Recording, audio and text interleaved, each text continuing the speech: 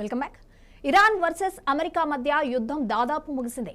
ఇరాన్తో piece deal పూర్తయిందని తాజాగా America అధ్యక్షుడు డొనాల్డ్ ట్రంప్ సంచలన ప్రకటన చేశారు. హర్ముజ్ జలసంధి ఎలాంటి టోల్ లేకుండా ఓపెన్ అవుతుందని కూడా క్లారిటీ ఇచ్చారు. ఎవరైనా ఈ జలసంధి నుండి వెళ్లవచ్చని పేర్కొన్నారు. ఇకపై ఆంక్షలు ఉండబోవని తెలిపారు.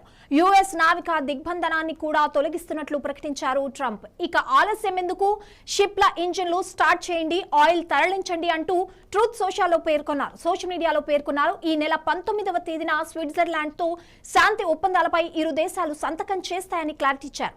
అయితే ఈ శాంతి ఒప్పందంపై ఇరాన్ మాత్రం ఇంకా స్పందించలేదు.